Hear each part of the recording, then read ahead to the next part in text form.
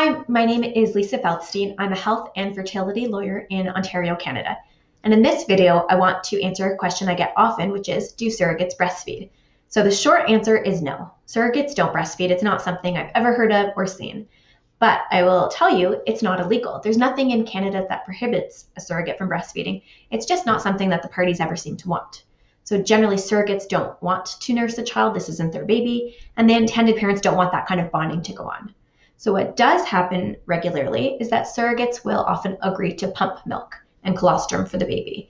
So she can do that just for a couple of days after the birth or sometimes for an extended period of time. I actually once had a client who's a surrogate, and she was continuing to pump for quite a while. She was sort of regretting it a little bit because she had to go back to work, and she was up at night on the same schedule as though she was feeding a baby. So she was pumping quite a lot for the child and for the parents.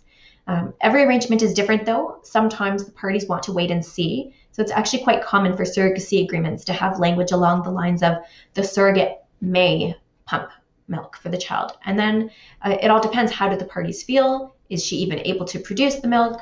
And so it's kind of left on the table as a wait and see, and that's perfectly fine to build in that kind of flexibility if all the parties agree. And of course, certainly if a surrogate doesn't want to pump milk, she doesn't have to. And then practically speaking, the duration will also depend on the location of the parties. Sometimes people come to Canada to have a baby via surrogacy, but they are not from Canada. So if intended parents hop on a plane and they fly back to Australia, it's unlikely they're going to make an arrangement that involves shipping milk from Canada all the way to Australia. So it completely depends on the parties.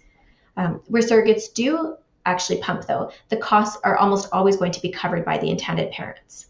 Because although a surrogate can't be paid to be a surrogate or paid to pump milk, she shouldn't have to be out of pocket for expenses either. So if that's the milk storage bags, buying or renting a breast pump, whatever shipping costs may be incurred, usually the intended parents will pay for that. And that's one of the many expenses that are addressed in the surrogacy agreement.